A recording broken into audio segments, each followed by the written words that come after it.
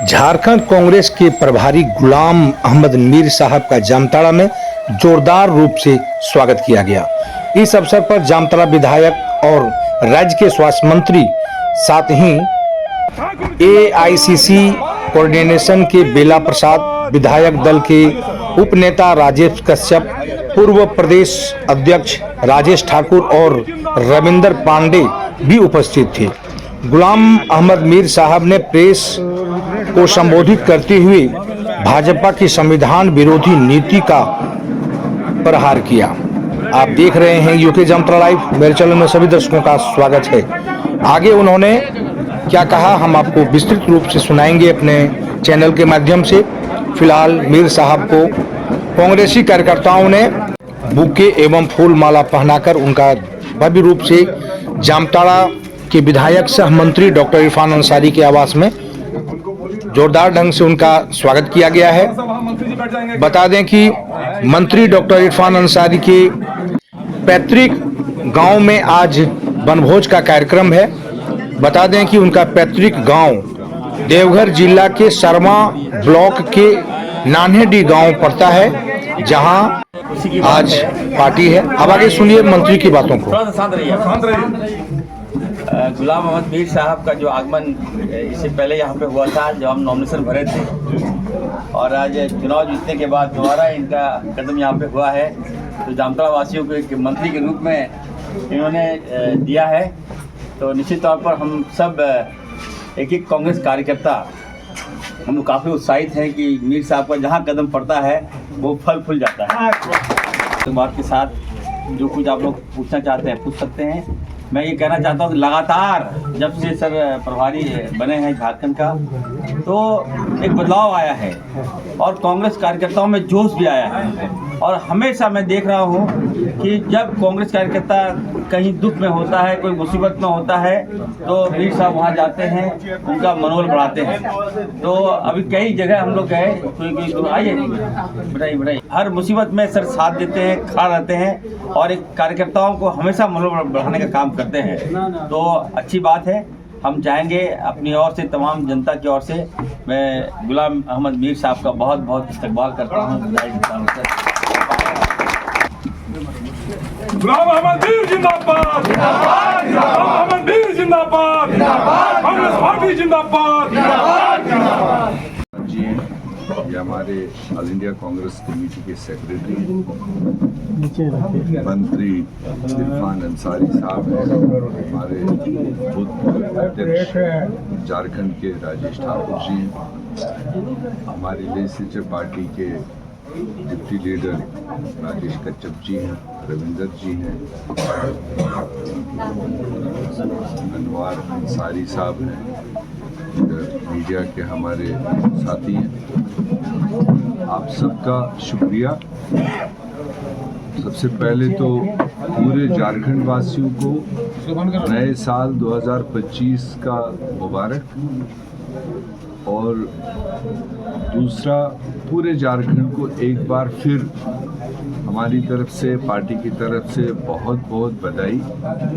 जो 2024 के general election में कांग्रेस हो, जेएमएम हो या हमारे सहयोगी, जो हमने एजेंडा अगले 5 साल के लिए लोगों के सामने रखा, लोगों की भलाई के लिए, तो उसको उन्होंने समर्थन दिया और ज़बरदस्त समर्थन दिया, पहले से बेहतर ताकत के साथ दिया। बावजूद इसके कि जो हमारे हरीफ भारतीय जनता पार्टी के हवाई बातें बहुत यहाँ मार्केट में डाल दी गई थी, कंफ्यूजन और कियास पैदा करने के लिए, और झारखंड की जनता ने दिखाया कि हम पॉलिटिकली कितने मैच्योर हैं। चाहे डोल नगारा कोई भी बजा ले, असली मकसद से भटकाने के लिए कितने हरबे इख्तियार किए, मगर उसके बावजूद कुल मिलाकर झारखंड की जनता ने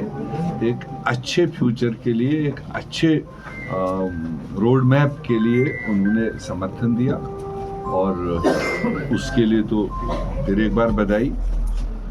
बाकी खुसूसन ये जामताड़ा कॉन्स्टिट्यूंसी में आया था यहाँ पर, चुनाव के दरमियान, तो हमने तभी अंदाज़ा लगाया था कि जो हमारा कांग्रेस का लीडर है यहाँ पर इरफान अंसारी साहब, ये अपनी जनता का मतलब प्यारा है, जनता को ये प्यार मोहब्बत से चलाते हैं, सबको साथ लेकर, और वो जोश ही दिखा रहा था कि ये अच्छी कामयाबी हासिल करेगा। तो उसके लिए जामतारा की पूरी जनता को, तमाम वोटरों को पार्टी की तरफ से, हम सब की तरफ से बधाई। और उसके बाद हम सब लोग मशकूर हैं कि इनके नुमाइंदे को फिर एक बार रियासती काबीना में एक जिम्मेदार जगह दी गई, ताकि न सिर्फ ये जामतारा के लोगों का, न सिर्फ ये अपने ज़िले का, बल्कि पूरे प्रदेश में जो इम्पॉर्टेंट महकमा इनके पास में है, हेल्थ, मेडिकल एजुकेशन और फूड सप्लाईज हैं, जो भी है, तो उस कलमदान को ये सही तरीके से इस्तेमाल करेंगे। और काबिल शख्स तो है ही, पढ़ा लिखा है ही, तो पूरी स्टेट की सेवाएं ये मतलब देगा। और ख़ासकर हेल्थ सेक्टर बहुत इम्पॉर्टेंट है, तो उसमें जो भी हमारी माएँ बहनें हैं, गरीब लोग हैं, जिनको अस्पताल की ज़्यादा उठक बैठक होती है, तो उसमें वो सारी फैसिलिटीज़ ये दे सके कि जिससे गरीब लोगों को डोर स्टेप पर मतलब फ़ायदा हो और जो भी मुमकिन हो सके। तीसरी बात, आज जिस मिशन पर हम यहाँ झारखंड में हैं, ये मिशन बहुत इम्पॉर्टेंट है, ये चुनावों से भी ज़्यादा इम्पॉर्टेंट है। वरना चुनाव के बाद पार्टियां सो जाती है, अगले 5 साल के बाद का इंतज़ार करती है, मगर ये कांग्रेस पार्टी है कि रात को हमारे चुनाव कंप्लीट हुए और सुबह हम लोगों ने एक मिशन हाथ में लिया है। और उस मिशन का बुनियाद जो दिया वो देश के होम मिनिस्टर ने दिया। आपने देखा होगा अभी पिछले सेशन में हाउस ही नहीं चलने दिया। मात्र 2 दिन कॉन्स्टिट्यूशन के 75वें साल के उपलक्ष्य में 2 दिन का बहस था कॉन्स्टिट्यूशन को लेकर, और वो हम सब के लिए सम्मान की बात है।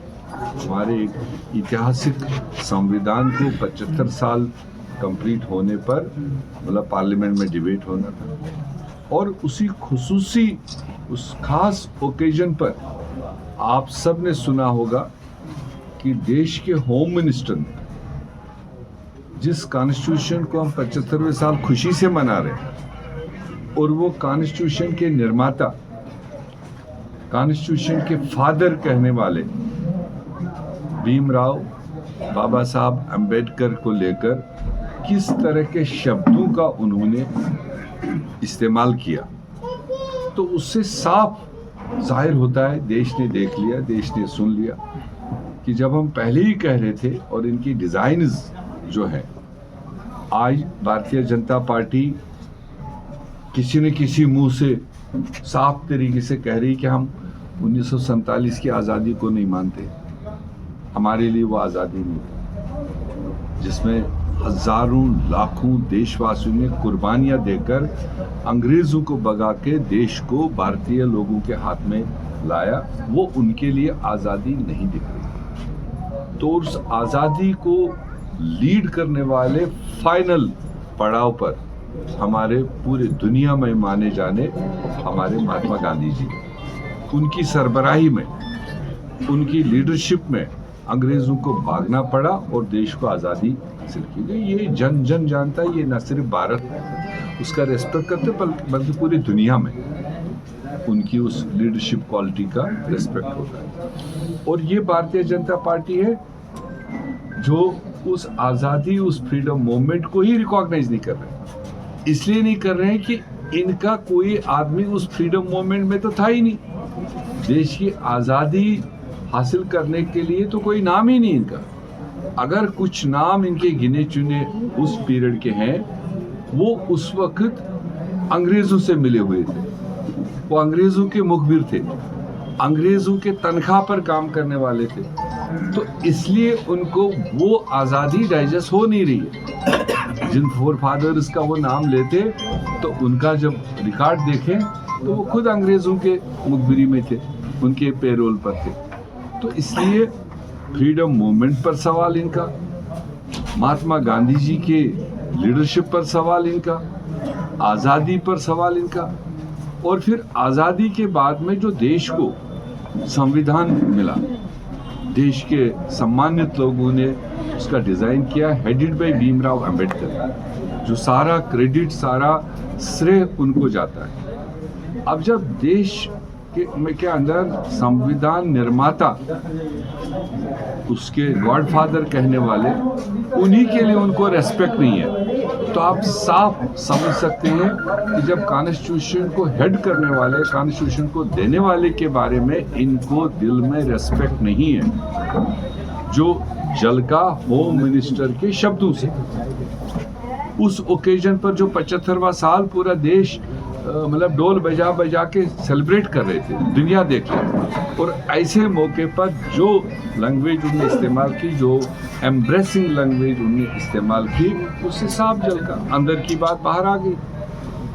तो आज़ादी को नहीं मानोगे, गांधी जी की लीडरशिप को नहीं मानोगे, संविधान को नहीं मानोगे, संविधान निर्माता को रेस्पेक्ट नहीं करोगे, तो संविधान को कहाँ आप फॉलो कर रहे हैं?